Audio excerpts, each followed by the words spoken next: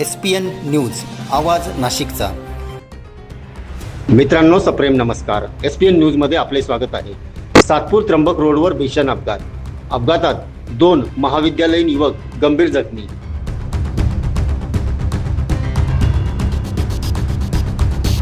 सविस्तर वृत्त असे, सातपूर त्र्यंबक रोडवरील रस्त्याची कामे ही जोरात सुरू आहे।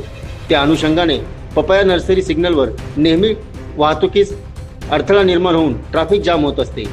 त्यातच आज सायंकाळी 5:15 वाजेच्या सुमारास त्र्यंबक रोडवरील महाविद्यालयात शिक्षण घेणाऱ्या 2 युवकांचा गंभीर अपघात झाल्याची घटना घडली आहे।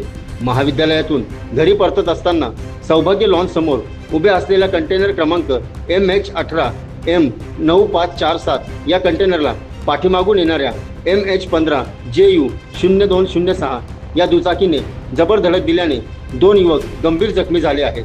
त्यांना उपचारासाठी नागरिकांच्या मदतीने रुग्णालयात पाठवण्यात आले आहे। यावेळी अधिक माहिती प्रत्यक्षदर्शी विद्यार्थी यांनी दिली आहे। काही नाही, इथे ना ट्रॅफिक जाम असल्यामुळे मोठा कंटेनर उभा होता। मग आमचे 2 मित्र बाईकवर येत होते, ते डिस्टन्स अंदाज न आल्यामुळे ते डायरेक्ट कंटेनरच्या खाली घुसले। काय नाव मित्रांचं? ऋषिकेश वनवे आणि ज्ञानेश्वर चौरे। कुठल्या कॉलेजला आहे तुम्ही? ब्रह्मवादी। हे दोघे राहायला कुठे? ते नाशिकचे प्रॉपर। नाशिकमध्ये कुठे पण? ते नाही सांगता का, मी बाहेर गावचा आहे। अच्छा, तुझं काय नाव दादा? जय शिंदे। SPN न्यूजसाठी प्रतिनिधी सोहेल खान।